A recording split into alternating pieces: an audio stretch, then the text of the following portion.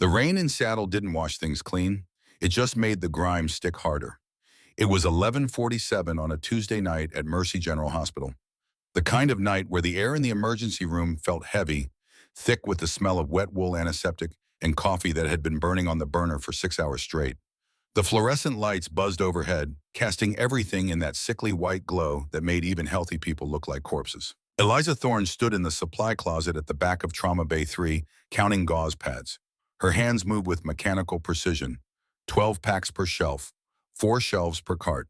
She'd done this 43 times in the past 3 months, and the number never changed. The predictability was almost comforting. She was 42 years old, though the gray streaking through her dark hair made her look older.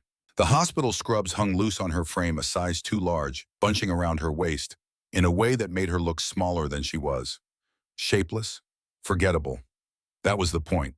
She walked with a hitch in her right leg, a persistent dragging limp that she tried to hide but couldn't. The shrapnel had done its work 10 years ago, and no amount of physical therapy could undo the damage to the femur. On good days, it was a dull ache. On bad days, it was a hot wire running from hip to knee. Tonight was somewhere in between. To the staff of Mercy General, that limp was just another sign that she didn't belong. She was too old, too slow, too broken for trauma nursing. The charge nurse, a woman named Margaret Hollis with steel gray hair and eyes that missed nothing, had told her as much during orientation. "You're the oldest rookie I've ever hired, Thorne. Don't make me regret it." Eliza had nodded, said nothing. That was her way now. Silence. She finished counting the gauze and moved to the suture kits. Her hands were steady. They were always steady. Even when everything else was falling apart, her hands never shook. 10 years ago, those hands had held together the lives of an entire surgical team in a place where the sand got into everything and the screaming never stopped.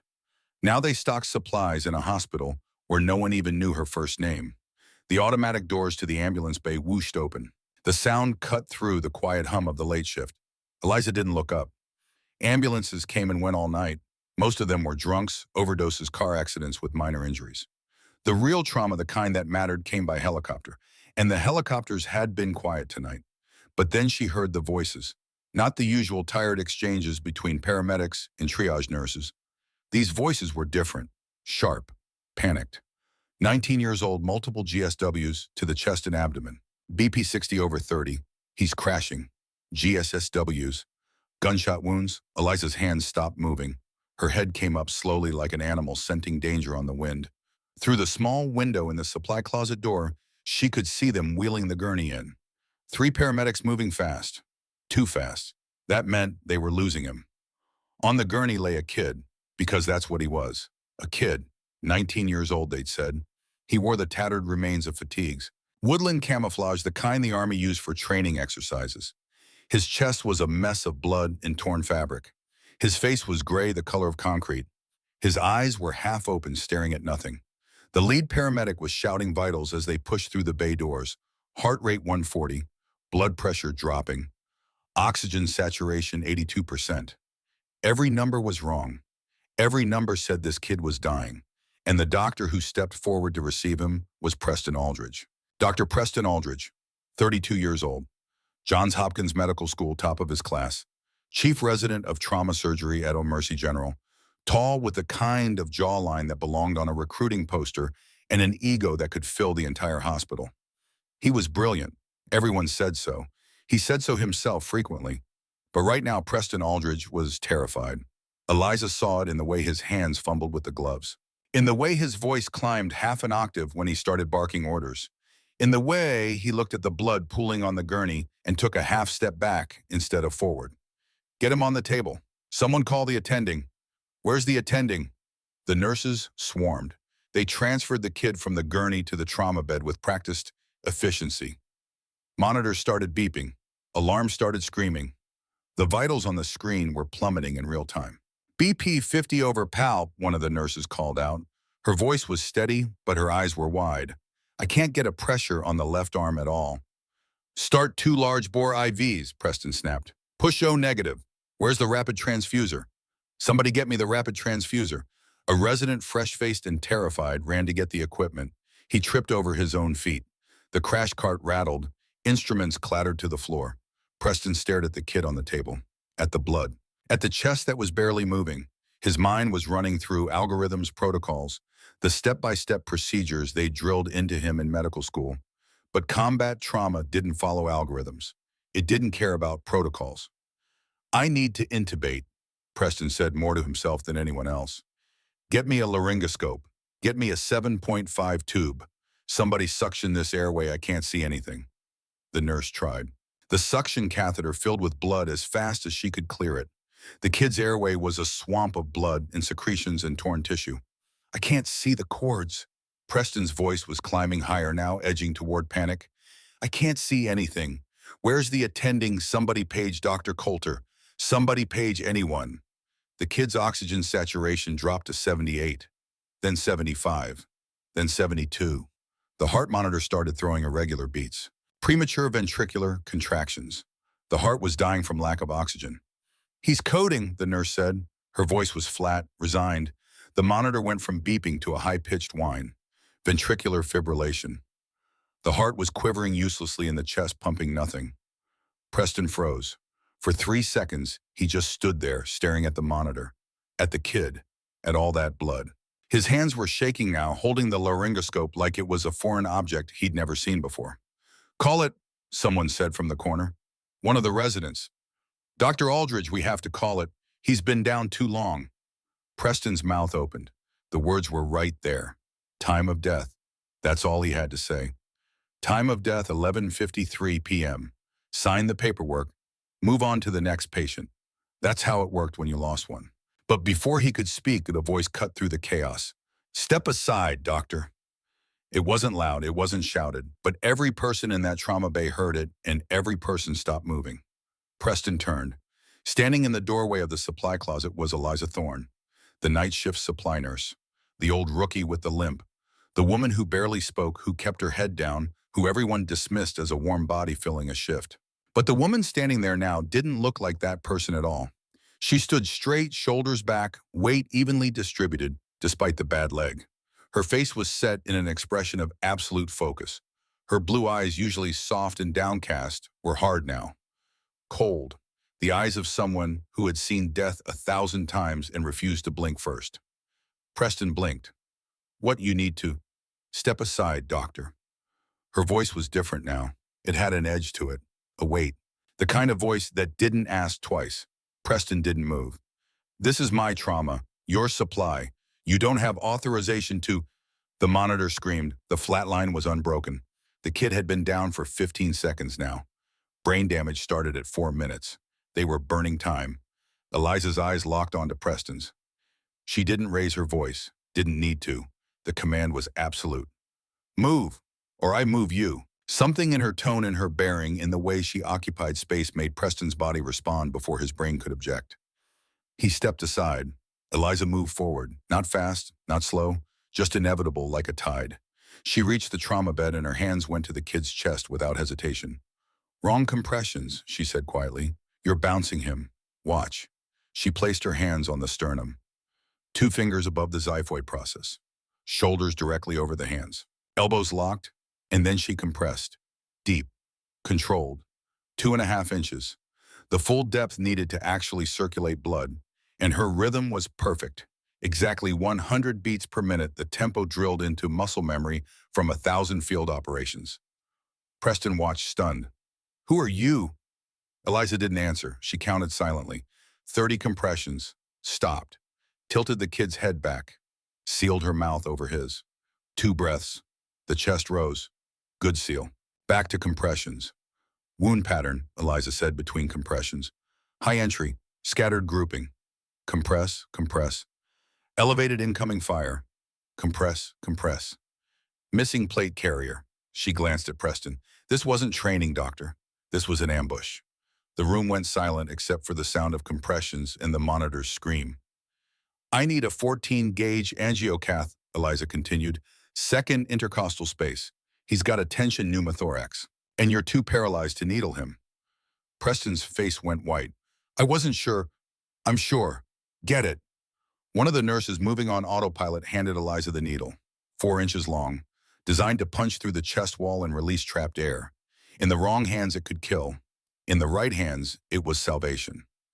Eliza stopped compressions, palpated the chest with her left hand, found the landmarks. Second rib, the space below it. The chest was rock hard on the right side, air trapped under pressure. She positioned the needle, didn't hesitate, pushed it through skin, through muscle, through the pleural space. Hiss, a rush of escaping air under pressure. The sound every combat medic knew meant life instead of death. The kid's chest softened. The compressed lungs started to re-expand. The monitor changed. The flatline stuttered, broke. A single QRS complex appeared, then another, then a rhythm. Sinus tachycardia, fast but organized. The heart was beating again. BP coming up, the nurse gasped. 70 over 40, 80 over 50. Oh my God. The oxygen saturation climbed. 75, I'm 80, 85. The kid gasped. A real breath, the first one in 3 minutes. Eliza stepped back, stripped off the gloves. Her scrubs were splattered with blood, but her hands were steady. Hang 2 units, Oneg, she said over her shoulder. Type in cross for 6 more. He needs CT chest and abdomen. Probable splenic or liver laceration, or within the hour. She turned and walked back toward the supply closet. The limp was back now, just another tired nurse at the end of a long shift. Preston stared after her. So did everyone else. Who is that woman? Whispered Natalie Webb, a young nurse who'd graduated 6 months ago. The older nurse beside her shook her head slowly. That's Eliza Thorne, night shift supply. Been here 3 months. Where did she learn to do that? Nobody knows. In the supply closet, Eliza leaned against the shelving unit and closed her eyes. Her hands finally alone started to tremble. Not much, just a slight shake. She pressed her palms against her thighs, forcing them still. The pain in her right leg was a bright wire, now punishment for the compressions. She'd pay for that tomorrow. But the kid was breathing. That's all that mattered. The break room at 6 a.m. was a depressing place. The coffee had been burning since midnight. The fluorescent lights flickered. The chairs were institutional beige. Eliza sat alone at a corner table eating a granola bar and watching the news.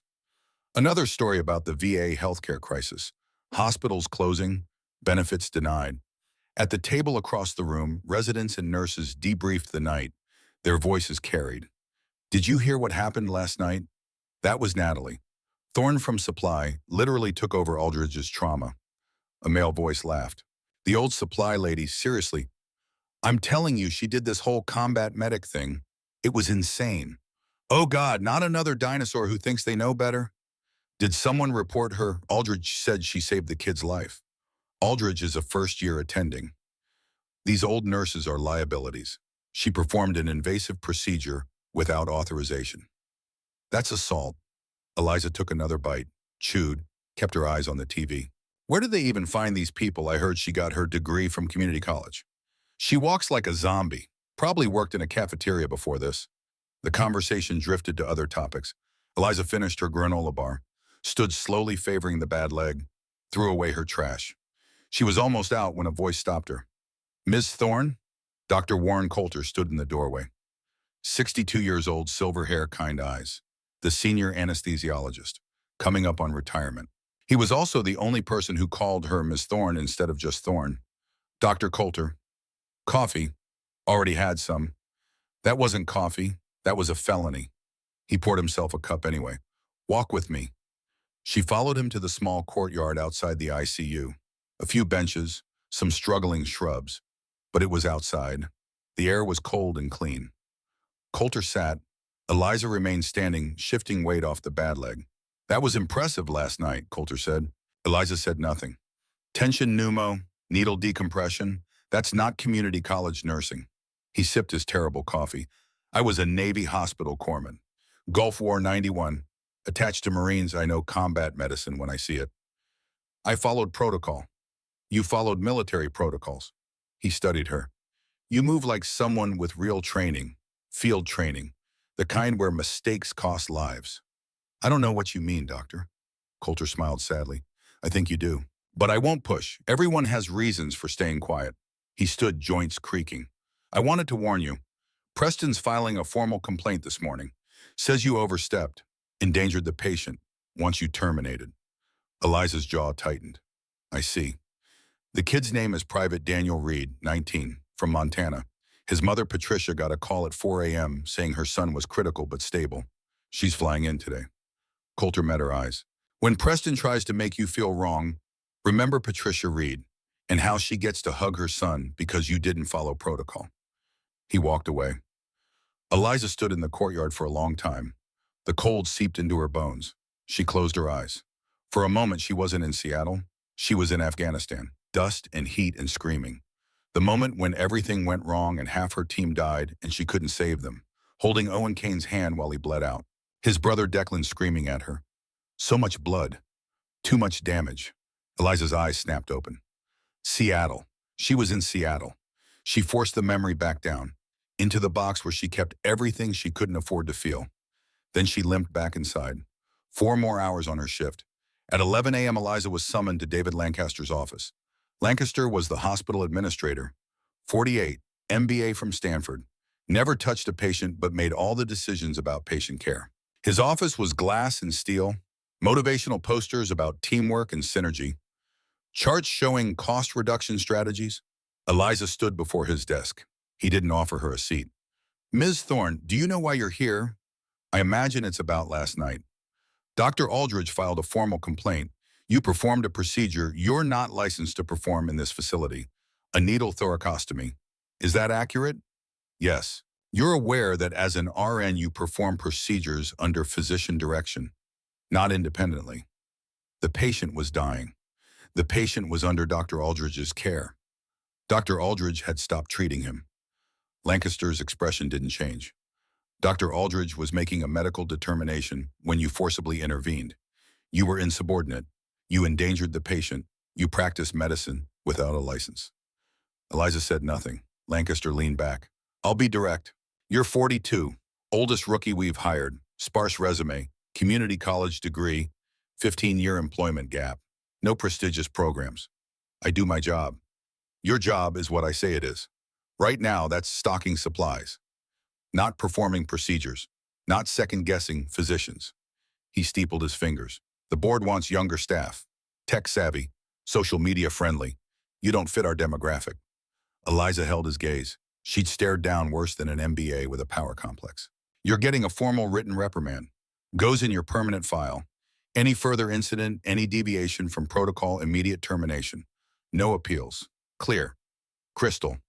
You can go. Eliza turned and walked out. The limp was worse. The morning had been long. The elevator doors opened. Natalie Webb was inside.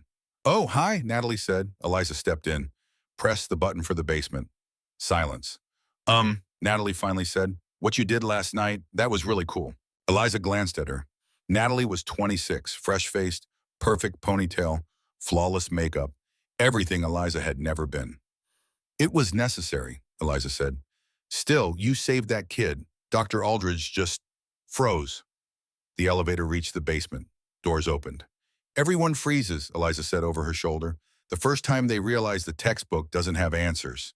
She disappeared into the dim hallway. Natalie watched her go, something uncomfortable squirming in her chest. Something that felt like shame.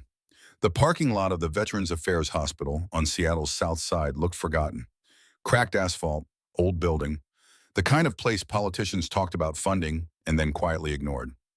Eliza sat in her car for a long moment before getting out. She came here once a month, when the walls got too close, when the silence got too loud. Volunteer work, helping veterans who'd fallen through the cracks, who couldn't afford care, who'd been forgotten. Dr. Coulter's dive truck was already there. She'd never run into him before. Different days, different shifts. Until today. She limped through the front entrance. The lobby smelled like disinfectant and old coffee. A few veterans sat waiting. Old men mostly, Vietnam era, some missing limbs, some missing pieces you couldn't see. Eliza. Coulter stood by the check-in desk. Civilian clothes, jeans, flannel shirt, less doctor, more grandfather. Warren didn't know you'd be here. A schedule changed. He studied her. You okay after Lancaster? I'm fine. That's what people say when they're not. He gestured toward the back. Come, I want to show you something. She followed him through corridors, past exam rooms, past a cafeteria where volunteers served lunch to veterans with nowhere else to go. They reached a room at the end. The sign read Veteran Peer Support Group. Inside, 6 men sat in a circle. Different ages, different wars. All warriors. One looked up. Massive. 6'4", muscular. Late 20s. His eyes found Eliza, and something shifted. Recognition trying to surface. "Doc Coulter," the big man said. "Gentlemen," Coulter said, "this is Eliza Thorne, nurse at Mercy General. Eliza, this is our Tuesday group." An older man, gray-haired and weathered, extended his hand. "Frank Macklin, Marine Corps, Vietnam 68 to 72. Another man, younger, missing his left arm below the elbow. "James Cole, Army, Iraq, 2005. They went around. Different names, different wars. Same eyes. The big man was last. "Blake Miller, Air Force Pararescue, Afghanistan 2012. Eliza shook his hand, firm grip, respectful, but his eyes never left her face. "Ma'am," Blake said slowly, "this sounds strange, but have we met?" "I don't think so. Afghanistan, 2012, Operation Red Dawn, Field Hospital." He was searching her face. There was a surgeon, a woman. Everyone called her Doc. She moved fast, efficient, like she'd done it 1,000 times. The room went quiet. "She saved my life," Blake continued. "Shrapnel to the arm, arterial bleed. I was 19 and terrified. She stitched me up in the back of a Humvee while we took fire. Talked to me the whole time. Kept me calm. Kept me alive." Eliza's throat closed. "I tried to find her after," Blake said, "to thank her, but they said she'd been KIA, killed during extraction." He paused. "Ma'am, you move like her. You have her eyes." Coulter spoke gently. "Blake, meet Lieutenant Colonel Eliza Thorne, retired, 24th Special Operations Surgical Team." Blake's eyes went wide. Doc Thorne. "But they said I died," Eliza finished quietly. "Official report was classified. Easier to list me KIA than explain the PTSD med board." Blake stood, all 6'4" of him, and saluted. Eliza instinctively returned it. "Thank you, ma'am," Blake said, voice thick. "For my life." "You're welcome, Sergeant." They sat. The circle reformed. For the next hour, Eliza listened to these men talk about struggles, nightmares, feeling forgotten, invisible. She realized she wasn't alone. When the meeting ended, Blake approached again. "Ma'am, if you ever need anything, you call me." He handed her a card. "I owe you my life. That's a debt I can never repay. But I can try."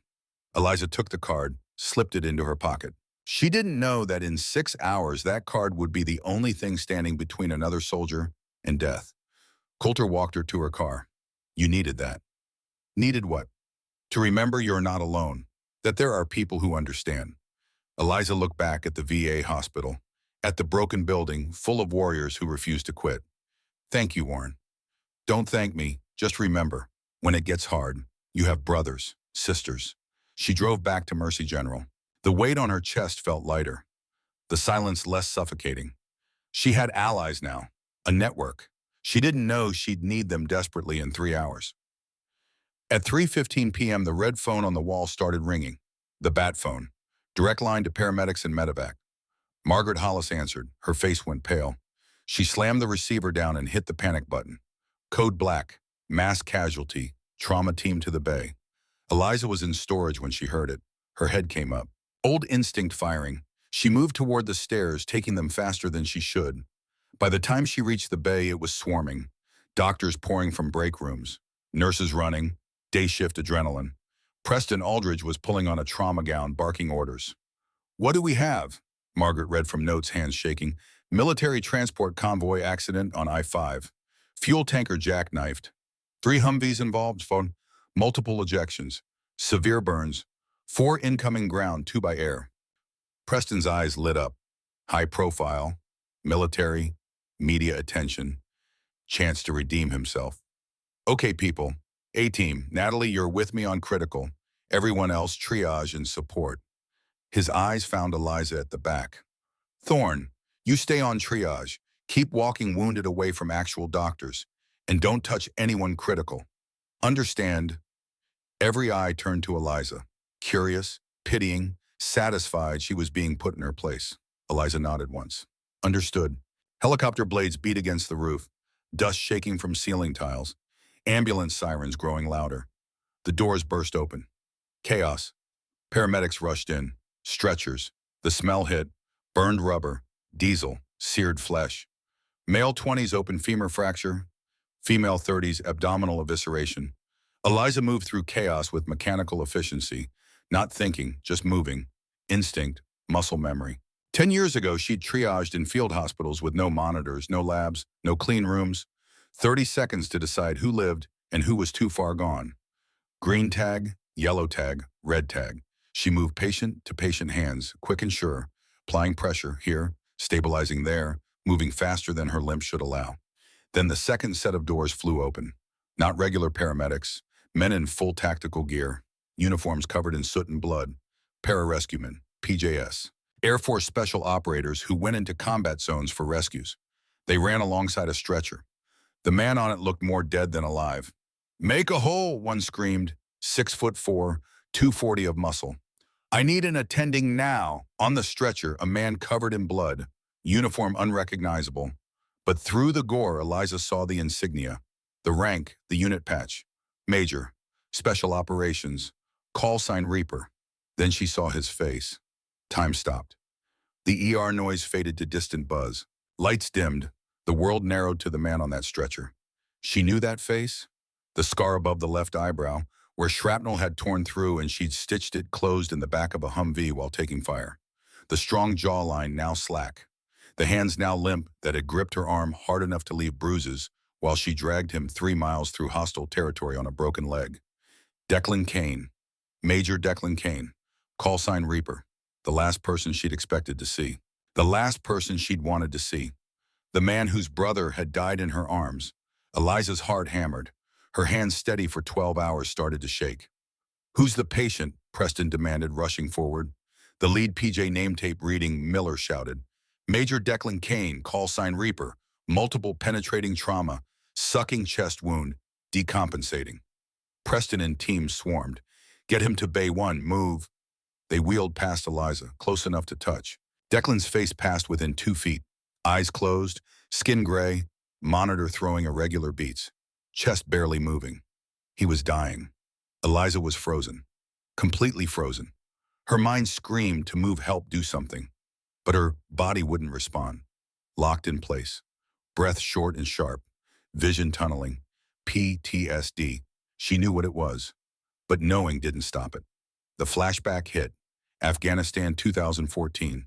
The convoy. The IED. World exploding. Owen Kane on the ground, chest torn open, blood everywhere. Declan screaming, "Save him! Doc, save him!" Her hands trying to stop the bleeding, but too much, too fast, and Owen's eyes glazing, and his hand going limp, and Liz. The voice cut through. Quiet, steady, real. Eliza blinked. The ER swam back. 5 seconds had passed. Maybe 10. Dr. Coulter stood beside her, hand on her shoulder, grounding. "Liz," he said again. "You know him, that soldier." Not a question. Eliza couldn't speak. Nodded, from Bay 1, Preston's voice climbing. "I need to intubate. Where's the bougie? I can't see landmarks." Coulter's hand tightened. "Can you do this?" Eliza looked at him. "They won't let me." "I'm asking if you can, not if you're allowed." From the Bay, more shouting. Monitors screaming. Declan crashing. Eliza's hands were shaking. Leg felt like giving out. Every instinct screamed, "Run, get out, don't watch another Kane die." But then she heard it, underneath the chaos. Wet, labored breathing, lungs trying to work around collapsed chest, the sound of a warrior refusing to quit. She'd heard it before, in Afghanistan, when she dragged Declan through the desert and he kept breathing, kept fighting even when he should have been dead. Eliza's hands stopped shaking. Training kicked in. Fear didn't disappear. Trauma didn't vanish, but it got locked away. She looked at Coulter. "I can." "Then go." Eliza moved, walking with purpose toward Bay 1, where Preston was about to let another soldier die. Miller, the PJ, watched her walk. Something about her movement triggered memory. He'd seen someone walk like that before. Different desert, different war. He pulled out his phone, started scrolling old photos, looking for something. Someone. In Bay 1, Preston was losing, and Eliza Thorne was about to break every rule one more time. Some things mattered more than protocols. Some debts could only be paid in blood and breath and stubborn refusal to let death win. Not today. Not this soldier. Not on her watch. Bay 1 was white light and screaming machines. Eliza stood in the doorway, gripping the frame hard enough to whiten her knuckles. Inside, the team swarmed around Declan's body. Disorganized. Panicked. Wrong. Preston stood at the head laryngoscope in hand, staring at Declan's throat like it was incomprehensible. Blood filled the airway faster than suction could clear. Monitor threw irregular beats. Oxygen dropping, 85, 82, 79. I can't see the cords, Preston said, voice thin, scared. Too much blood. Someone get better suction. Natalie worked the yank hour trying to clear, like bailing a sinking boat with a teaspoon. For every milliliter removed, 3 more replaced it. Sat 76 called out a resident. We need this tube in now or we lose him.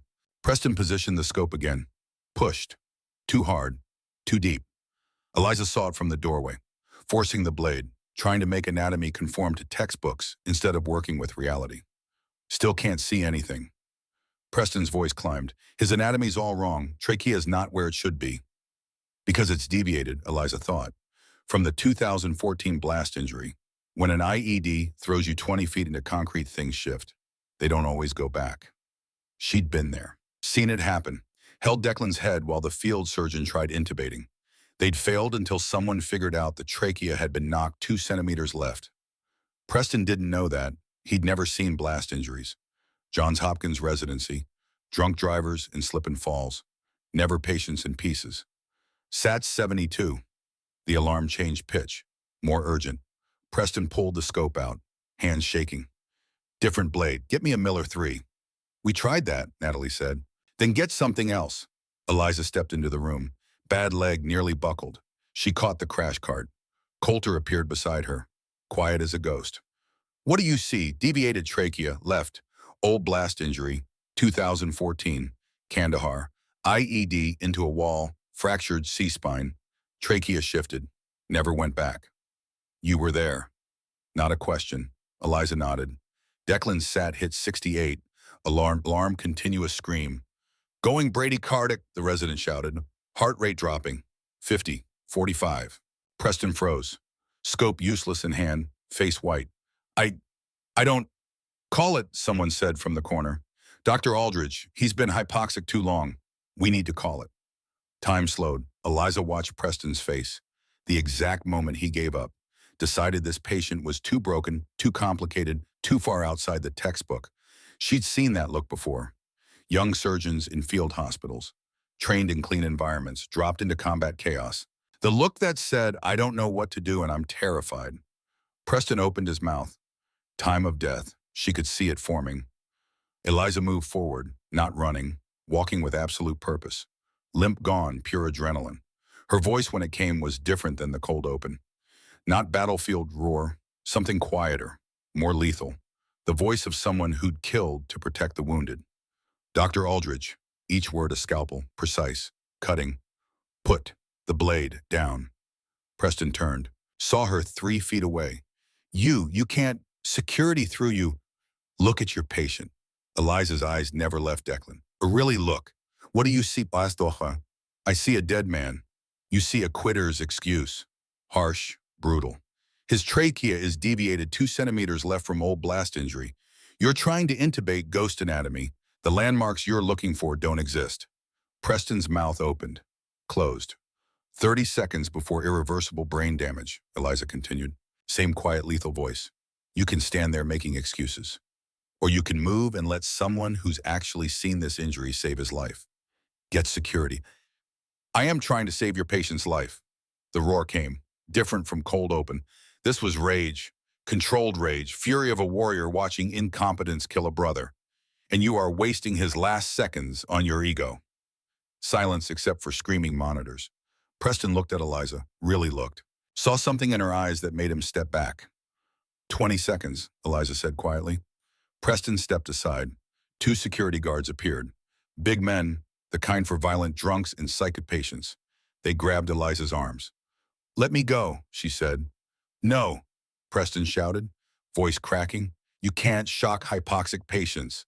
Eliza's voice rose, desperation breaking through training. Cricothyrotomy, cut the throat, only way. His airways too damaged for standard intubation. Get her out. Preston roared, face purple. Throw her out. She's done. Fired.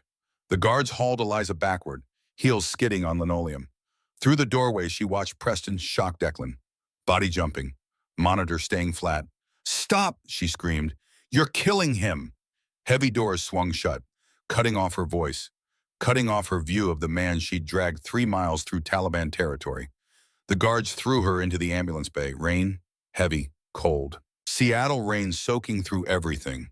Eliza hit wet concrete on her knees. Impact shot through her bad leg like lightning. She gasped, pain so bright it whited out vision. When her eyes cleared, she was kneeling in a puddle, rain-plastered hair to face, scrubs soaked. Somewhere inside, Declan was dying. No, dead. Preston had called it. She'd seen it in his eyes. Resignation, defeat. Eliza's hands pressed against cold concrete. Fingers found the seam between slabs. She gripped, held on.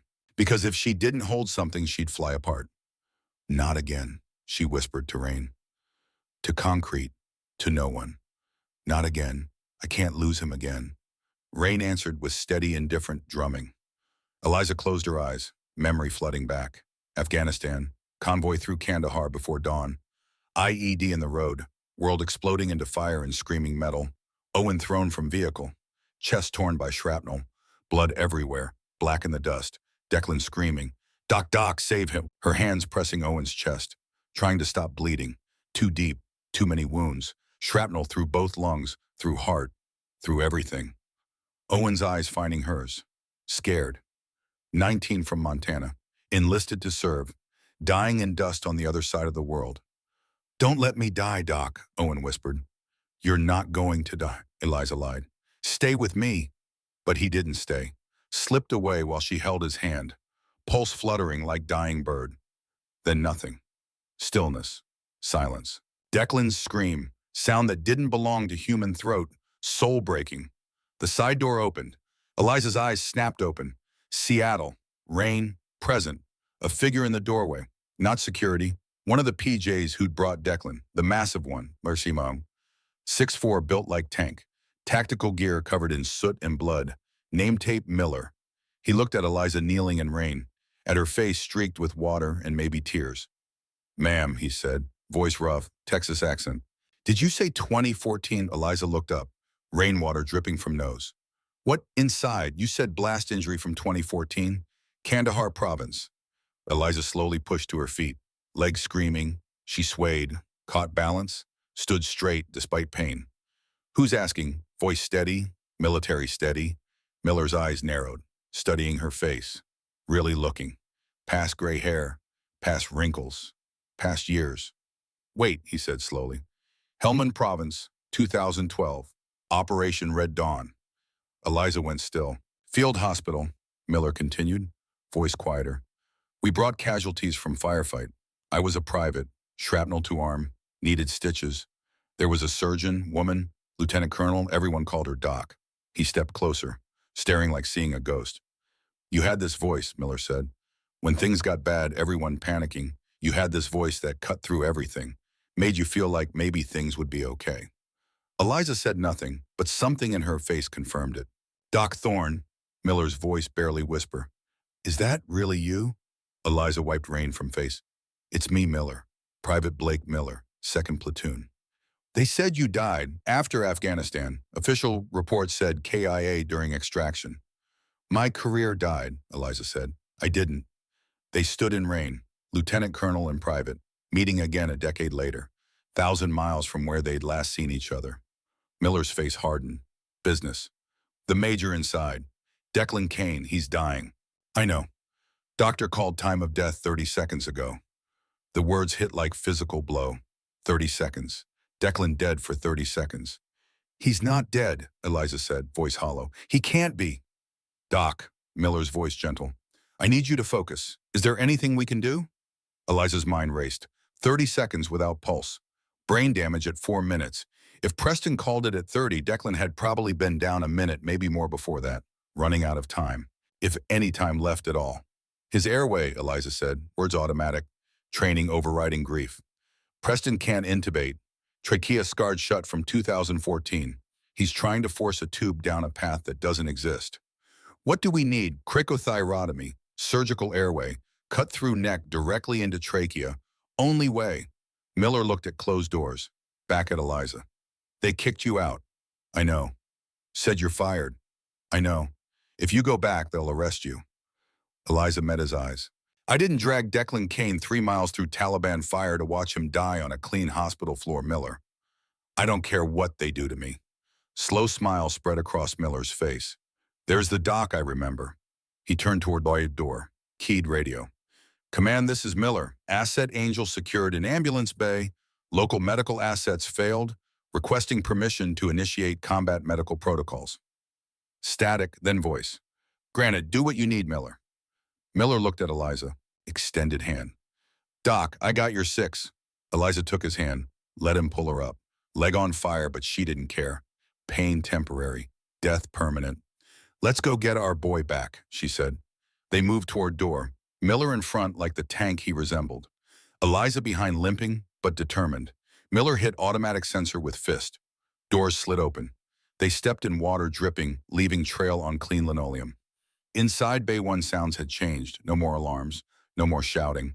Just quiet, defeated atmosphere of failed code. Preston stood at the head-stripping gloves. Face blank, shuddered. The look of someone who'd just lost a patient and was writing mental narrative, making it not his fault. Natalie crying quietly. Resident documenting time of death. On the table, Declan lay still. Monitor flatline. Chest didn't move. Preston's voice hollow and formal. Time of death, 15:42 hours. Someone call, doors slammed open. Crack like gunshot. Every head snapped towards sound. Miller in doorway, water dripping from tactical gear. Behind him, Eliza. Soaked, limping, eyes harder than diamonds. Step away from the patient, Miller said, voice not loud. Didn't need to be. Voice of man who'd given orders in combat, expected instant obedience. Preston blinked. What, you can't? This man is dead. You need to. I said step away. Miller moved forward. Now.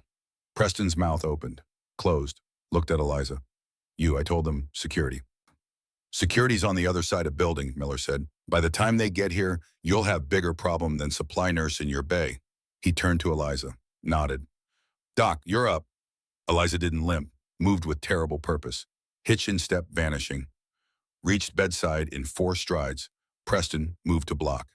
You are not touching my patient. I'm calling security. Police. You're going to jail. Miller's hand shot out, grabbed Preston by trauma gown, lifted him slightly off feet. Your patient is dead, doctor. Has been 90 seconds. Either he stays dead and you explain to his family why you gave up, or you shut up and let the combat surgeon work. Set Preston down, not rough, but firmly. Very clear that next action would be significantly less gentle. Preston stumbled back, stared at Eliza. Combat surgeon, she's a nurse. She's scalpel, Eliza said. Voice cut through Preston's protest-like knife. Now. Natalie, moving on pure instinct, hands trembling, held out number 10 blade. Eliza took it, hands steady, always steady when it mattered. You're insane, Preston said, cutting his throat. You're going to kill him. He's already dead, Eliza said quietly. I'm just making sure he doesn't stay that way. She positioned at Declan's head. Fingers found landmarks on neck. Cricoid cartilage, thyroid cartilage. But normal anatomy was gone, destroyed by scar tissue from 2014. She closed eyes for a moment. Remembered last time, back of Humvee, Declan bleeding out. No time for sterile technique. Cut then, made opening, saved his life. Time to do it again. Sorry, Declan, she whispered. This is going to leave a nasty scar. Blade touched skin. She didn't hesitate, just cut. Blood welled up, dark, sluggish, color meaning no oxygen circulating. Eliza's finger went into incision. Feeling, searching, landmarks wrong, everything shifted, scarred. But underneath, she felt trachea rings. Retractor, she called. Nobody moved. Frozen, watching impossible thing happen. Eliza grabbed retractor from tray herself. Jammed into wound. Pulled tissue. Back. There. White cartilage of airway. Visible. She positioned scalpel between second and third tracheal rings. Pushed through. Air hissed out. Wet, desperate sound. Pressure releasing. Life-finding way. Tube, Eliza demanded. This time Natalie responded. Handed size 6 endotracheal tube. Smaller than Preston's attempts. Small enough to fit through damaged anatomy. Eliza guided tube through hole she'd cut. Directly into trachea. Bypassing scarred tissue. All the damage. Straight to source. Pulled the stylet out, an attached ambu bag, squeezed. Declan's chest rose. Squeezed again. Chest rose again. Check pulse, she said. Voice calm, like teaching class, like routine. Natalie fumbled for wrist, hands shaking so badly she could barely feel. Waited. 1 second, 2, 3. I have a pulse, Natalie gasped, voice filled with disbelief, wonder. Faint, but it's there. Monitor flatline stuttered, broke up. Single QRS complex appeared, then another, then rhythm, slow, sinus bradycardia, but organized, heart beating. Epinephrine 1 milligram IV push, Eliza ordered. Hang O negative, pressure bag it, wide open. Team moved, didn't question, didn't hesitate. Natalie pushed epi. Resident hung blood, moved around Eliza like she was sun and they were planets. Preston stood against wall, face color of old cheese. Just watched supply nurse bring man back from dead with scalpel and prayer. Eliza secured tube with tape. Hands covered in Declan's blood moved with practiced efficiency. When tube was secure, she leaned close to his ear. Welcome back, Captain, she whispered. So quiet no one else heard. Don't you dare quit on me now, not after everything. She straightened, looked at Miller. He's stable, for now. Needs surgery, immediately. Miller nodded, keyed radio. Command, this is Miller. Asset Reaper stable. We need immediate surgical intervention. Alert the OR. Preston finally finding voice. Weak, shaking. Get him to surgery. Now, move. They started wheeling Gurney toward elevator. Toward OR. Toward Chance. Eliza stood alone in trauma bay. Bloody scalpel still in hand. Scrubs soaked with rain and blood. Hands now that adrenaline fading started to shake. She looked down at them, at tremor, at blood. Legs gave out. Collapsed onto stool by crash cart. Shaking spread from hands to arms to whole body. Adrenaline dump hit like freight train. Vision grayed. Breath short and sharp. Not now, not panic attack. Not now. But body didn't care. Done. Running on empty too long. PTSD trauma memories. All crashing down. Footsteps. Coulter appeared beside her. Didn't say anything. Just put hand on shoulder. Grounding, steady. Eliza focused on breathing. In through nose, out through mouth. Count to 4. Hold. Count to 4. Release. Slowly, shaking subsided, vision cleared, panic receded. He's alive, Coulter said quietly. Because of you. Eliza nodded. Couldn't speak yet. In doorway, Preston stood watching, face unreadable, hands clenched into fists. After a long moment, he turned and walked away. Headed toward administration offices. Toward Lancaster's office. Headed toward ending Eliza's career permanently. Miller appeared at door. Doc, the soldier you saved earlier.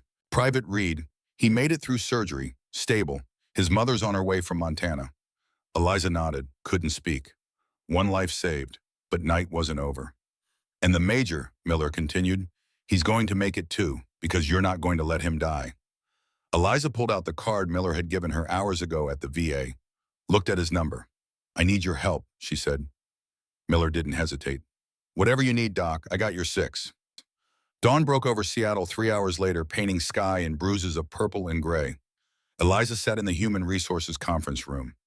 Been there since 5 a.m. 3 hours. No coffee, no water. Just long mahogany table, uncomfortable chairs, and clock ticking away seconds of her professional life. She'd been escorted by security immediately after Declan went to surgery. Standard protocol for Sentinel event, they'd said, but Eliza knew. She'd performed invasive surgical procedure without authorization, without supervision, without being physician. In eyes of law, what she'd done was assault, malpractice, possibly criminal. Door open. 3 people walked in.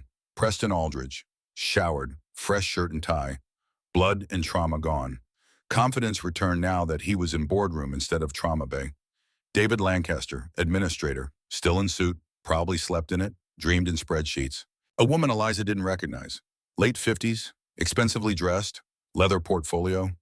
Lawyer. They sat across from Eliza. Lancaster at head, Preston and lawyer flanking. Eliza remained sitting, hands folded, waiting. Lancaster opened file. Miss Thorne, I'll be direct. Dr. Aldridge filed formal complaint regarding your actions last night. Eliza said nothing. He states you performed unauthorized cricothyrotomy on patient who'd been declared deceased. States you allowed unauthorized military personnel to physically assault him. States you have no medical license to perform surgical procedures. The patient is alive, Eliza said quietly. Preston leaned forward. Patient was dead. I called time of death. You mutilated corpse and by dumb luck got heartbeat back. That doesn't make you hero, Thorne. Makes you criminal. Lawyer opened portfolio. Miss Thorne, if Major Kane suffers complications from your procedure, brain damage from extended downtime infection, from non-sterile technique, scarring this hospital, faces significant liability. And you personally face criminal charges. Eliza met lawyer's eyes. Is he awake? Irrelevant, Lancaster said. Is he awake? Lancaster sighed. He's in ICU, still intubated through your improvised airway. Surgeons repaired his injuries, critical but stable. Then he's alive, which means I didn't mutilate corpse.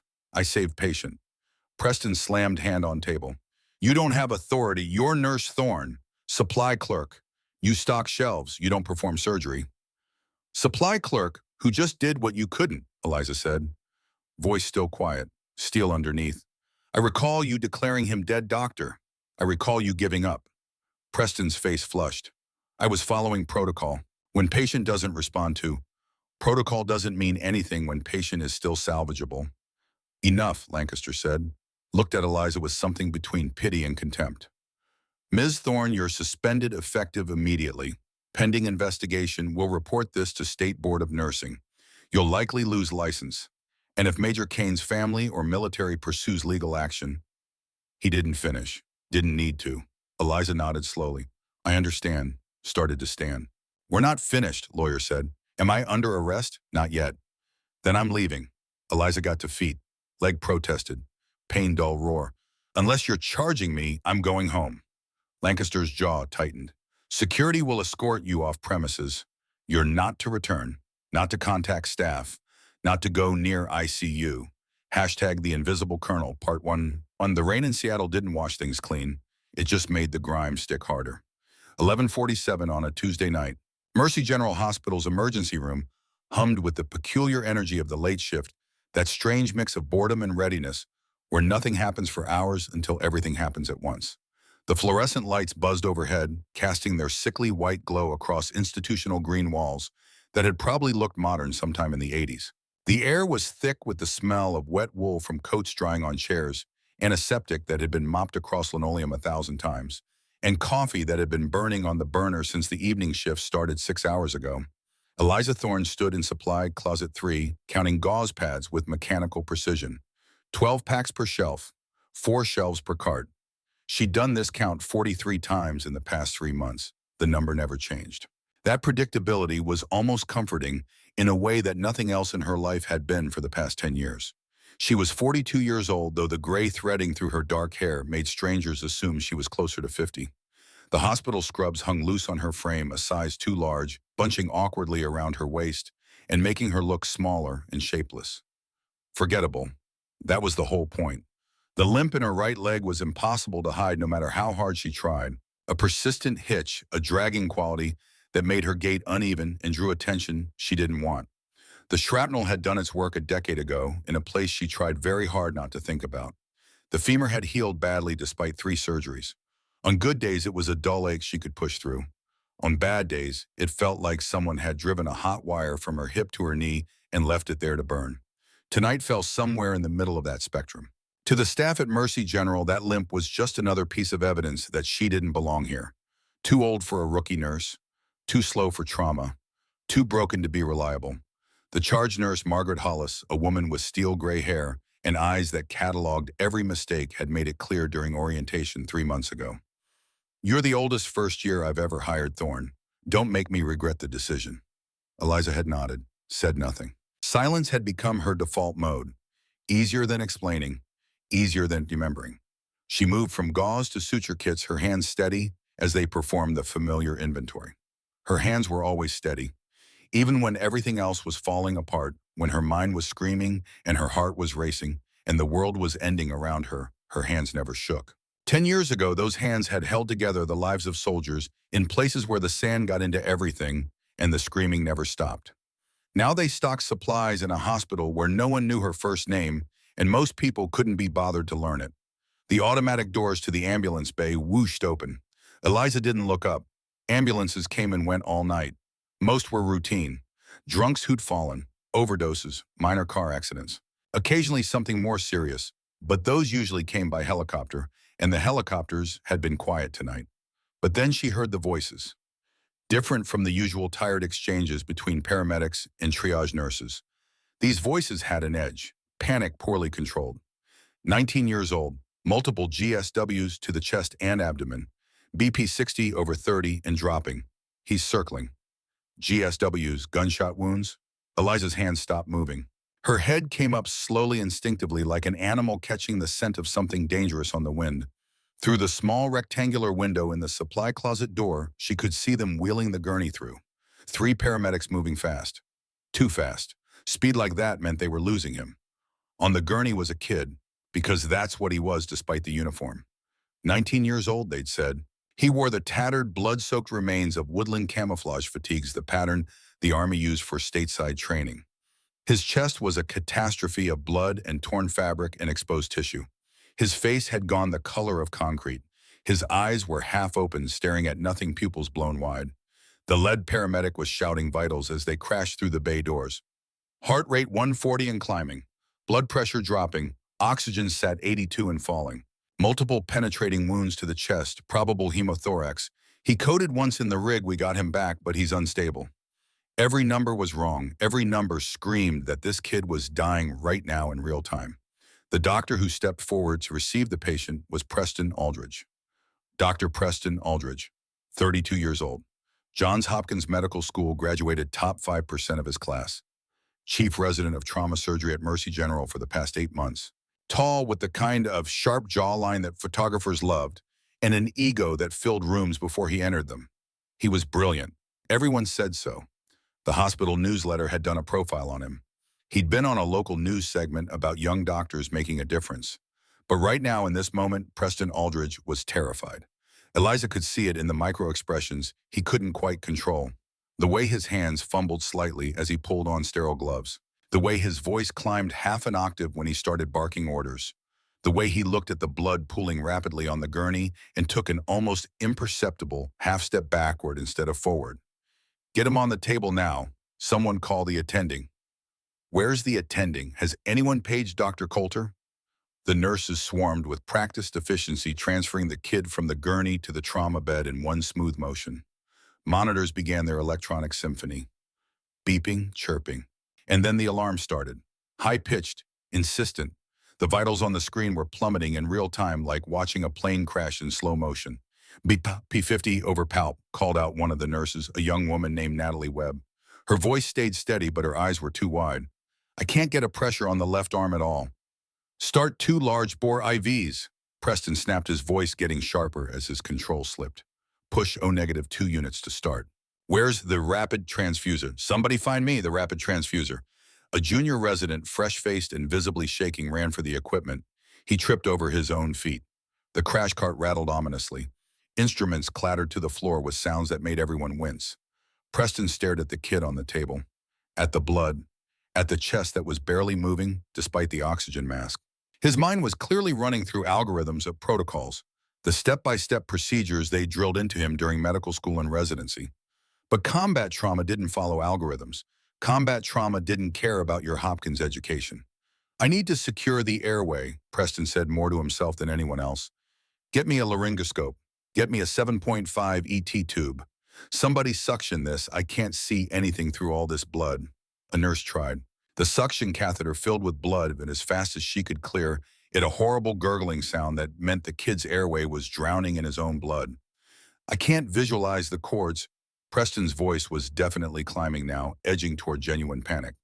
There's too much blood. I can't see anything.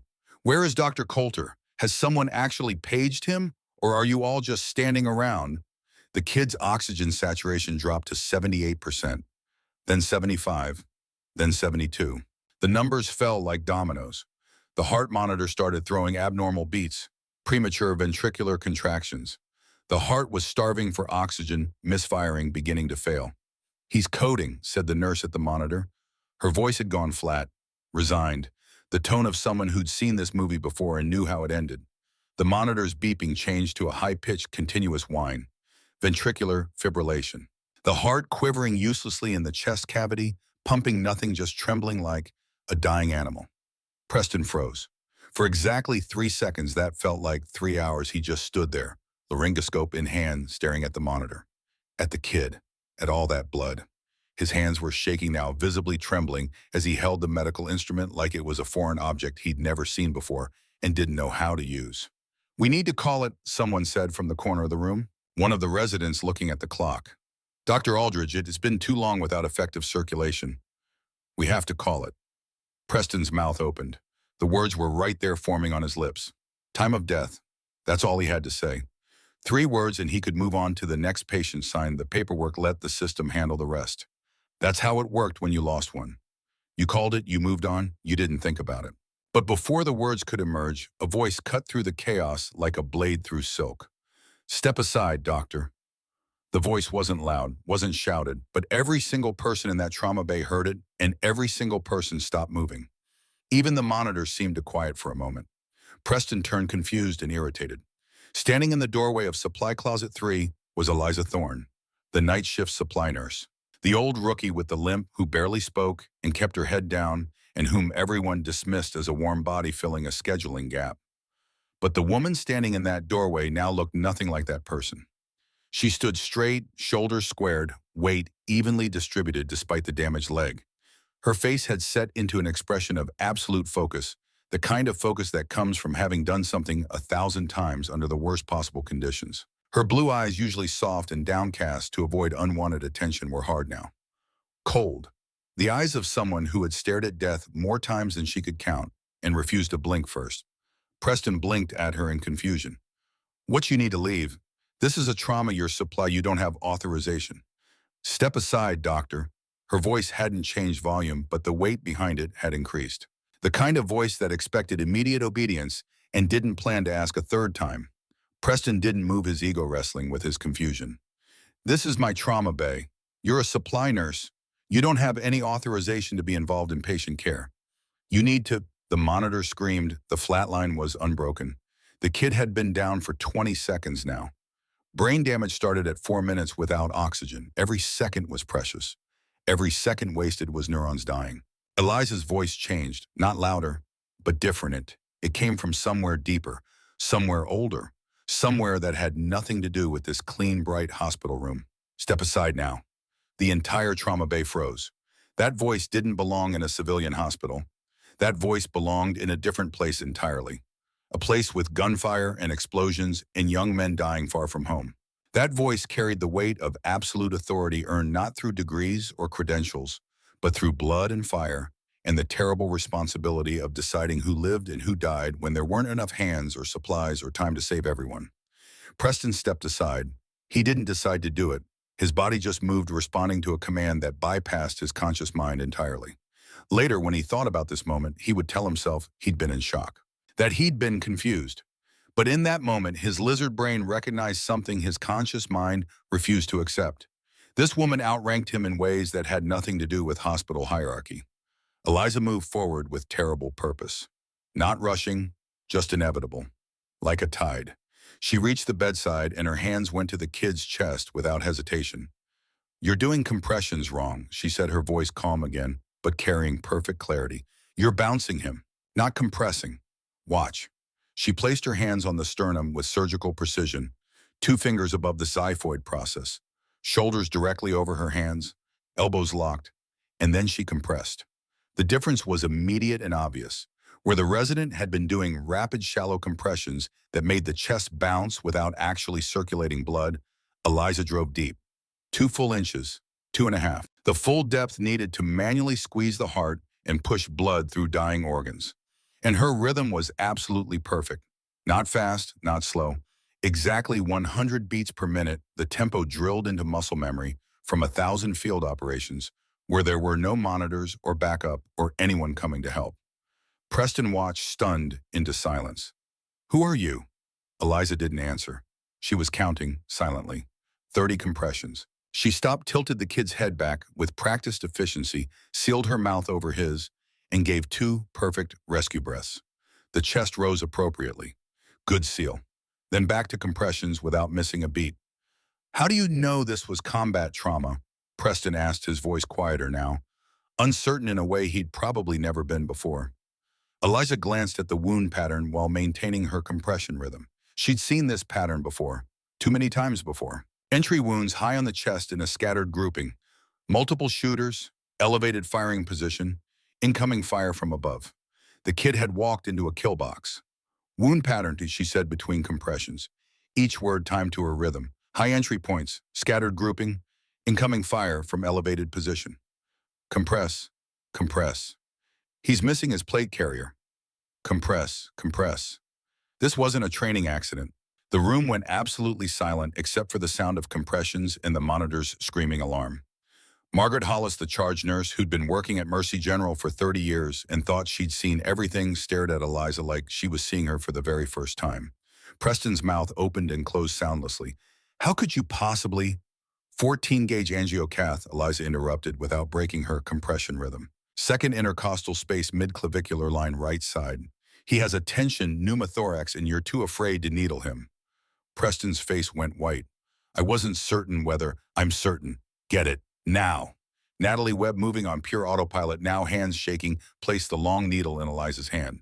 It was 4 inches long, designed to punch through the chest wall and release trapped air from around a collapsed lung.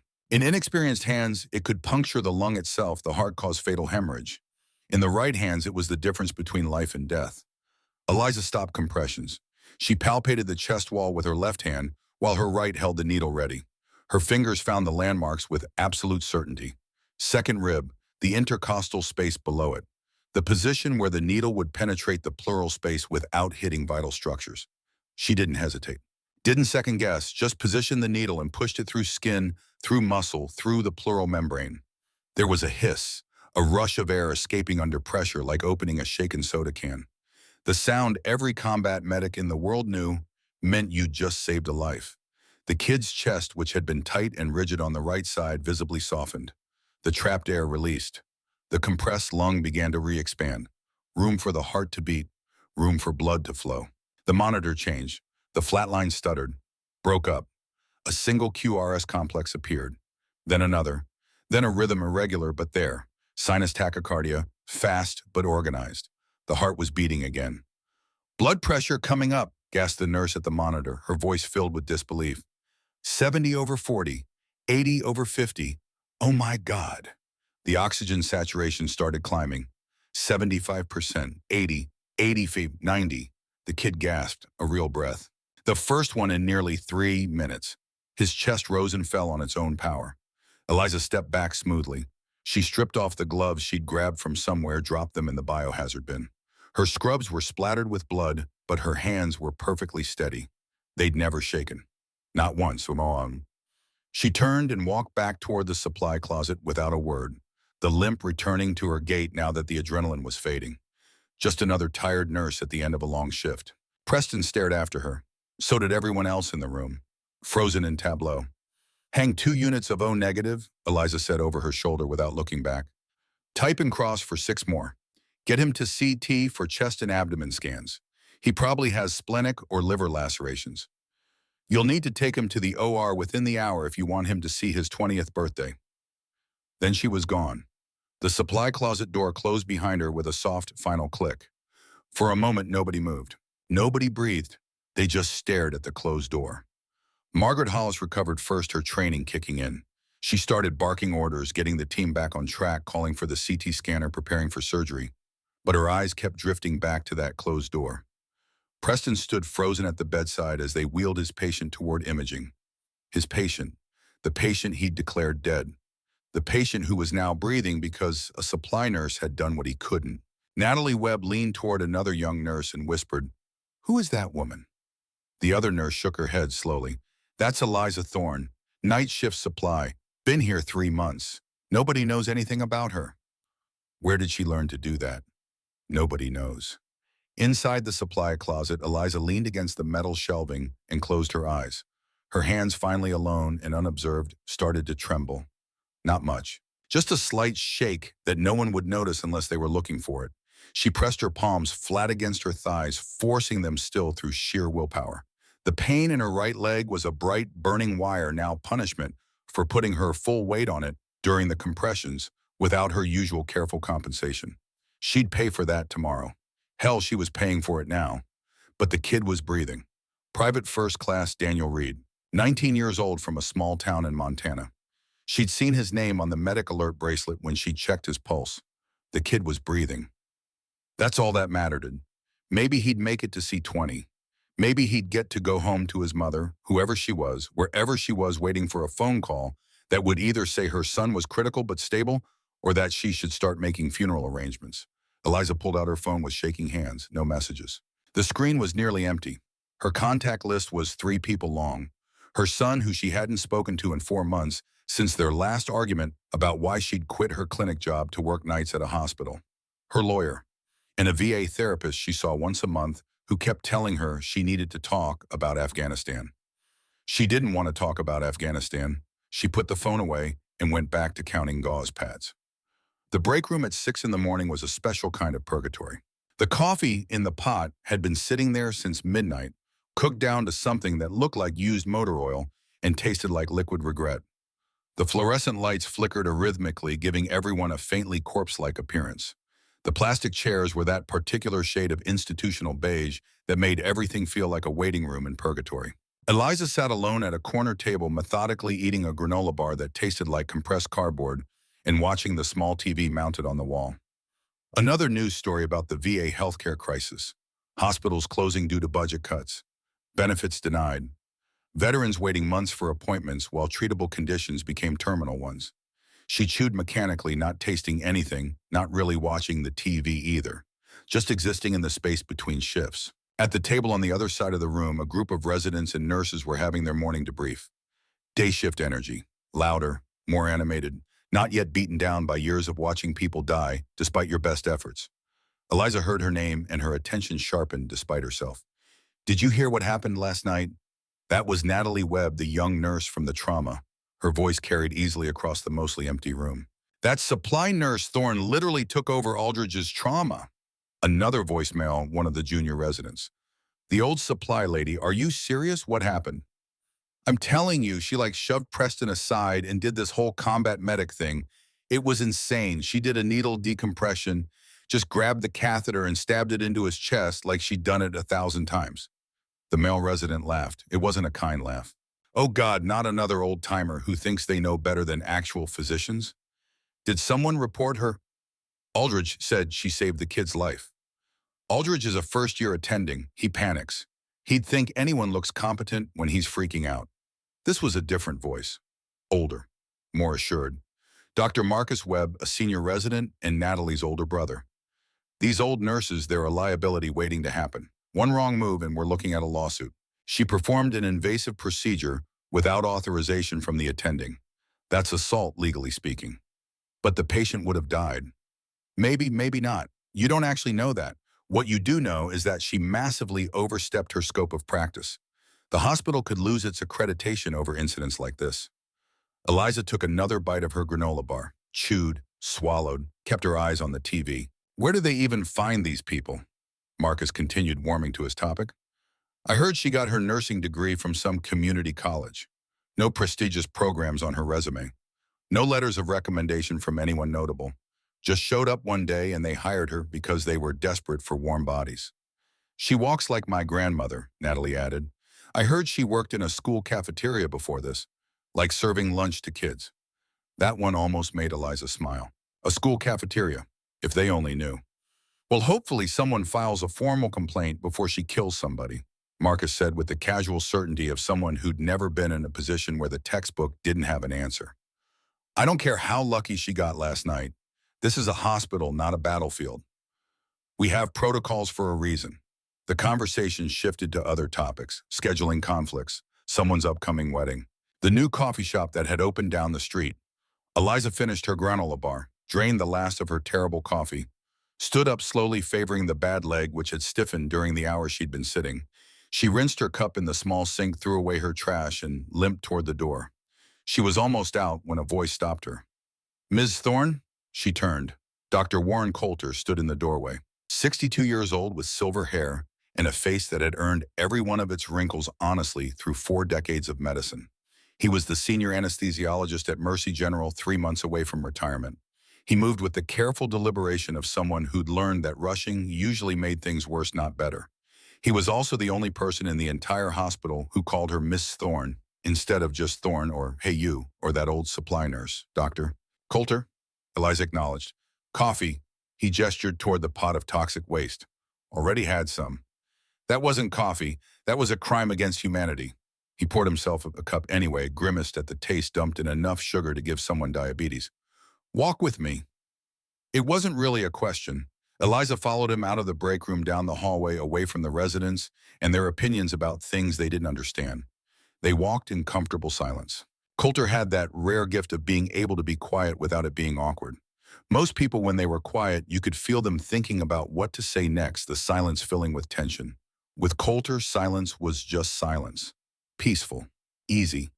They ended up in the small courtyard outside the ICU. Not much of a courtyard, really. Just a few benches, some struggling shrubs that fought to survive in Seattle's perpetual gray light, a small patch of concrete that technically counted as outside. But after 12 hours of breathing recycled hospital air, it felt like paradise. Coulter sat on one of the benches with a soft grunt. Eliza remained standing, shifting her weight off the bad leg. That was impressive last night, Coulter said, after a moment looking straight ahead rather than at her. Eliza said nothing. The needle decompression on that young soldier, that's not something they typically teach in community college nursing programs. I followed standard protocol for tension pneumothorax. You followed combat medical protocols, military protocols, field medicine. I recognize them because I used to use them myself. He took a sip of his terrible coffee. Gulf War 1991. Navy hospital corpsman attached to a Marine unit. First Gulf War. We did a lot of desert medicine back then. A lot of needle decompressions.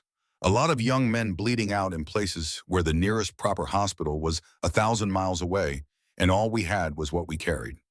Eliza remained silent, watching him. You move like someone with real training, Coulter continued in that same easy conversational tone. Not classroom training, field training. The kind where if you make a mistake, people die, and you have to live with that knowledge for the rest of your life. I don't know what you mean, doctor. Coulter smiled, but it was a sad smile. I think you do, Ms. Thorne, but I'm not going to push. Everyone has their reasons for keeping quiet about where they've been and what they've done. He stood up, his knees creaking slightly in the morning cold. I just wanted to say that if you need an ally here, you have one. Preston Aldridge is filing a formal complaint with administration this morning. He's going to claim you overstepped your authority, endangered the patient, and should be terminated immediately. Eliza's jaw tightened, but she kept her expression neutral. I see. He's scared. You made him look incompetent in front of his team, and Preston is the kind of man who can't tolerate looking incompetent. His ego is more fragile than his medical skills are strong, so he's going to try to make this your fault instead of accepting that he froze when it mattered. The patient is alive. The patient is alive because of you, Ms. Thorne, but that won't matter to administration. They care about liability. They care about protocols and procedures and making sure that if there's ever a lawsuit, someone else takes the fall. Coulter met her eyes directly. I'm telling you this as someone who's seen a lot of good people get crushed by systems that value paperwork over patients. You seem like someone who's already spent enough time in the fire. You don't need to step into another one if you can avoid it. I appreciate the warning, doctor. Warren, please call me Warren when we're not in front of other staff. I appreciate the warning, Warren. He nodded, started to walk away, then stopped and turned back. Ms. Thorne, that young man you saved last night, his name is Private First Class Daniel Reed, 19 years old, from a little town called Havre, Montana. His mother's name is Patricia. She got a phone call at 4 in the morning telling her that her son was in critical condition but stable after emergency surgery. She's flying in today to see him. Coulter's voice got very quiet. I thought you should know that when Preston tries to make you feel like you did something wrong, you should remember Patricia Reed and how she gets to hug her son one more time because you didn't follow the protocol. And then he walked away, disappearing back into the hospital, leaving Eliza alone in the cold courtyard. She stood there for a long time. The cold seeped into her bones, making all the old injuries ache. The femur where the shrapnel had shattered the bone, the left shoulder where fragments had torn through muscle and tendon, the scars on her hands from the time she'd had to dig through rubble with her bare hands to reach a wounded soldier, and the broken glass had shredded her palms to ribbons. She closed her eyes, and for just a moment she wasn't in Seattle anymore. She was in Afghanistan, the Kandahar province, in the dust and impossible heat and the screaming that never stopped. In the moment when everything went wrong and half her surgical team died in the ambush, and she couldn't save them no matter how hard she tried, no matter how fast she worked, no matter how many times she'd practiced these exact procedures. She was holding Owen Kane's hand while he bled out his young life, pumping onto the sand faster than she could replace it, and his brother Declan was screaming at her to do something, anything to save him, and she was trying, but there was too much damage, too many wounds, and she couldn't. Eliza's eyes snapped open. Seattle. She was in Seattle. Not Afghanistan, not anymore. That was 10 years ago. A different life, a different person. She took a breath, another. Forced the memory back down into the locked box in her mind, where she kept all the things she couldn't afford to think about and still function. Then she turned and limped back inside. She had 4 more hours left on her shift, and those supply closets weren't going to stock themselves. At 11 in the morning, Eliza was summoned to the office of David Lancaster. Lancaster was the hospital administrator, 48 years old MBA, from Stanford. A man who had never touched a patient in his entire professional life, but made all the decisions about patient care anyway because he understood systems and metrics and optimization. His office was all glass and steel, modern minimalist design with motivational posters about synergy and teamwork and excellence. His desk was covered in charts and graphs showing cost reduction strategies and patient throughput metrics and revenue optimization models. Eliza stood in front of his desk. He didn't offer her a seat. "Ms. Thorne," Lancaster said without looking up from his computer screen, "do you know why you're here? I imagine it concerns last night's incident. Dr. Aldridge has filed a formal complaint." Lancaster finally looked at her, his eyes cold and evaluating. "He states that you performed a medical procedure that you are not licensed or authorized to perform in this facility, specifically a needle thoracostomy. Is that accurate?" "Yes. You're aware that as a registered nurse, you are authorized to perform certain procedures under the direct supervision and order of a physician. You are not authorized to make independent medical decisions regarding invasive procedures. Is that correct?" The patient was dying, and the patient was under the care of Dr. Aldridge, the attending physician. Dr. Aldridge had stopped treatment. He was preparing to call time of death. Lancaster's expression didn't change. "Dr. Aldridge states that he was in the process of making a medical assessment and determining the appropriate course of action when you forcibly intervened. He states that you were insubordinate and aggressive. He states that you endangered the patient with an unauthorized procedure. And he states that your actions constitute practicing medicine without a license, which is a criminal offense in the state of Washington." Eliza said nothing. There was nothing to say. Everything Lancaster was saying was technically legally true. She had performed a procedure without authorization. She had overridden the attending physician's judgment. On paper, in the world of hospital administration and legal liability, she was completely in the wrong. On paper, Private Daniel Reed was dead. Lancaster leaned back in his expensive ergonomic chair. "Ms. Thorne, I'm going to be very direct with you because I think you deserve honesty. You're 42 years old. You're the oldest rookie nurse we've ever hired in this facility. Your resume is frankly sparse.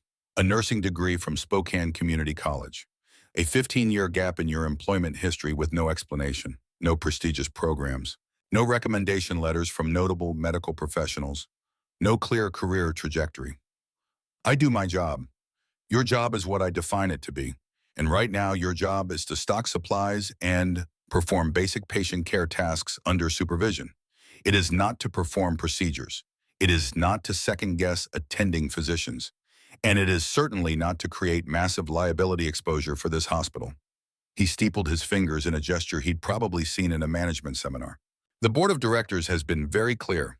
They want younger staff, people who are tech-savvy, people who fit our demographic profile for marketing purposes, people who can engage on social media and create positive brand impressions. You don't fit that profile, Miss Thorne." Eliza met his eyes, held his gaze. She'd stared down Taliban fighters who wanted to kill her. A hospital administrator with an MBA and a power complex didn't even register on the scale of things that frightened her. "So here's what's going to happen," Lancaster continued, apparently taking her silence for submission. "You're going to accept a formal written reprimand that will be placed in your permanent personnel file. If there is any further incident of any kind, any deviation from established protocols whatsoever, you will be immediately terminated without appeal. No second chances, no review process. You will be escorted from the building and your employment will end. Are we absolutely clear? Crystal. Lancaster smiled. It didn't reach his eyes. Good. Then we understand each other. You can go. Eliza turned and walked out, each step sending pain shooting up her damaged leg. The morning had been long and the injury was punishing her for it. By the time she reached the elevator, she was actively limping, her gait uneven and awkward, unable to hide the damage anymore. The elevator doors opened. Inside stood Natalie Webb, the young nurse who'd been gossiping about her in the break room earlier. Natalie's eyes widened when she saw Eliza. A flash of something that might have been guilt crossed her face. Oh, hi. Eliza stepped into the elevator without responding, pressed the button for the basement level where the main supply storage was located. They rode down in silence for a moment. Eliza could feel Natalie staring at her, practically vibrating with the urge to say something. Natalie finally said the word, coming out awkward and rushed. I just wanted to say, what you did last night with that soldier, that was really amazing. Eliza glanced at her briefly. Natalie was 26 years old, fresh from nursing school, the kind of person who probably went to brunch with friends on weekends and posted carefully curated pictures of their avocado toast on Instagram. She wore her scrubs, fitted her hair in a perfect ponytail. Even at the end of a shift, her makeup still flawless. She was everything Eliza had never been. Young, confident, unburdened by the weight of memories that made sleep impossible. It was necessary, Eliza said simply. Still, you saved his life. Dr. Aldridge just... He froze. I've never seen him freeze before. He's usually so confident. The elevator reached the basement. The door slid open. Eliza stepped out into the dim hallway that led to the storage areas. Everyone freezes eventually, she said over her shoulder without looking back. The first time they realize the textbook doesn't have an answer for the situation they're facing. Then she was gone, disappearing into the dimness of the basement corridors. Natalie watched her go, something uncomfortable and unfamiliar squirming in her chest, something that felt uncomfortably like shame. The parking lot of the Veterans Affairs Hospital on Seattle's South Side looked like it hadn't seen maintenance funding since sometime in the previous decade. Cracks spiderwebbed through the asphalt. Weeds pushed up through the gaps. The building itself was old, institutional, the kind of place where politicians gave speeches about supporting veterans and then quietly forgot about when budget time came around. Eliza sat in her car for a long moment before getting out, her hands resting on the steering wheel. She didn't come here often. Once a month, maybe twice when things got particularly bad. When the walls of her small apartment felt like they were closing in. When the silence got too loud and the memories too vivid. She wasn't working. This was volunteer time. A few hours of helping veterans who'd fallen through the cracks in the system. Who couldn't afford the care they needed and deserved. Who'd been forgotten by the country they'd served. Warren Coulter's truck was already in the lot. He'd mentioned once that he volunteered here too, but they'd never run into each other before. Different days, different schedules. Until today. Eliza limped through the front entrance, her leg protesting every step. The lobby smelled like institutional disinfectant, trying and failing to mask the underlying scent of age and neglect. A few veterans sat in plastic chairs waiting. Older men, mostly Vietnam era, wearing jackets with unit patches. Some missing limbs, some missing pieces you couldn't see from the outside. Eliza. Warren Coulter stood by the volunteer check-in desk, looking different in civilian clothes. Jeans, a worn flannel shirt, less like a doctor, more like someone's grandfather. Warren, I didn't know you'd be here today. Schedule changed last minute. Thought I'd come help out. He studied her face with the perceptiveness of someone who'd spent 40 years reading people. You doing okay after this morning with Lancaster? I'm fine. That's what everyone says when they're not fine, in my experience. He gestured toward the back of the building. Come on, there's something I want to show you, someone I think you should meet. She followed him through corridors that needed paint, past exam rooms with outdated equipment, past a small cafeteria where volunteers served lunch to veterans who had nowhere else to go and no one else who cared. They reached a room at the end of the hall. The sign on the door read Veteran Peer Support Group, Tuesdays 2 p.m. Inside, 7 men sat in a loose circle. Different ages, different eras of service, different wars. But all of them had the same eyes. The eyes that had seen things civilians couldn't imagine and wouldn't believe if you told them. One of them looked up when the door opened. Massive build, 6'4", at least shoulders like he could bench press a car. Late 20s, maybe early 30s. His name tape would have read Miller if he'd been in uniform, but he wore civilian clothes, jeans, a hoodie, combat boots that were probably comfortable more than anything else. Doc Coulter. The big man said, his voice a deep rumble with a Texas accent. Then his eyes found Eliza, and he went very still. Something in his face shifted, recognition struggling to surface through the years. "Gentlemen," Coulter said to the group, "this is Eliza Thorne. She's a nurse at Mercy General. Eliza, this is our Tuesday group." An older man stood offering his hand. Weathered face, gray hair, cut military short eyes that had seen too much. "Frank Macklin, United States Marine Corps, 1968 to 1972, Vietnam 2 tours." Another man younger, missing his left arm below the elbow. "James Cole, Army, Iraq, 2005 to 2008. They went around the circle. Different names, different wars, different branches. Army, Marines, Navy, Air Force. Vietnam, Gulf War. Iraq, Afghanistan. The specifics changed, but the essential truth remained the same. Warriors who'd served and come home to find that nobody particularly cared. The massive man was last. He stood slowly, his eyes never leaving Eliza's face. Blake Miller, United States Air Force. Pararescue, Afghanistan 2012 to 2018. His voice was careful, uncertain. "Ma'am, I know this is going to sound strange, but have we met before?" Eliza felt her heart rate increase, kept her face neutral. "I don't believe so. Afghanistan, 2012, Operation Red Dawn." Blake was searching her face memory, struggling against time and context. "There was a field hospital near Kandahar. We brought in casualties from a firefight that went bad. I was a private, then just a kid, really. Took shrapnel to my left arm, arterial bleed. I thought I was going to die." The room had gone very quiet, everyone watching.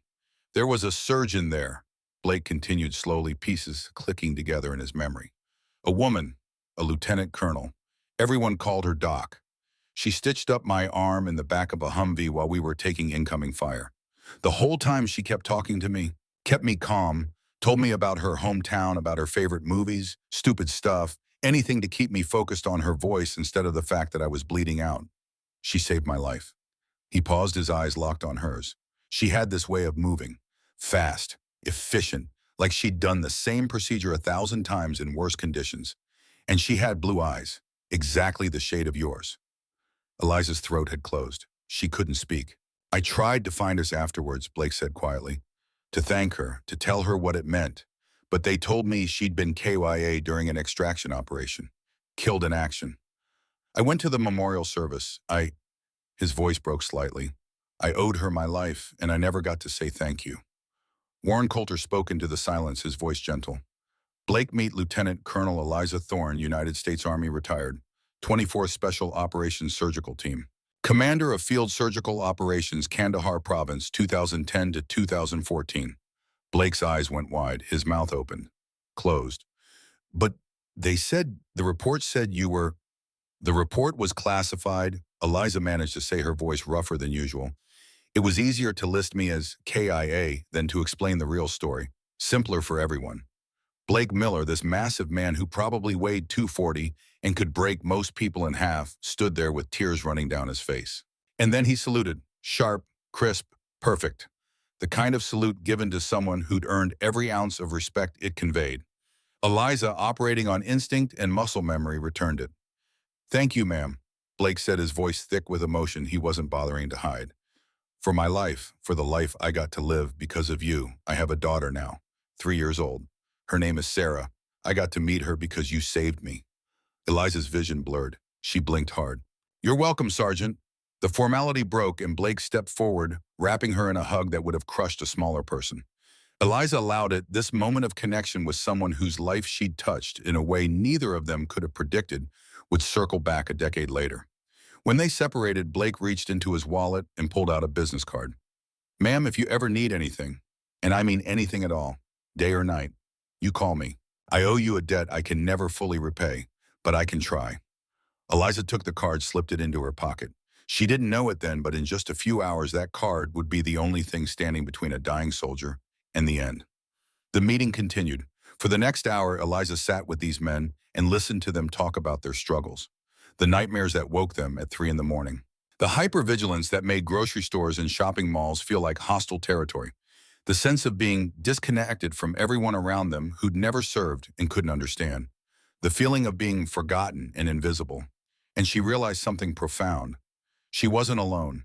There were others like her, warriors who'd come home to find that the world had moved on without them, that the skills that had made them invaluable in combat made them unemployable in civilian life, that the sacrifices they'd made were acknowledged with a thank you for your service and then promptly forgotten. When the meeting ended, the men filed out slowly, but each of them stopped to shake her hand, to thank her for her service, to welcome her to the group. Frank Macklin, the Vietnam Marine, was the last to leave. You should come back, Colonel, every Tuesday. These young guys, they need to hear from someone who's been where they've been and made it through to the other side.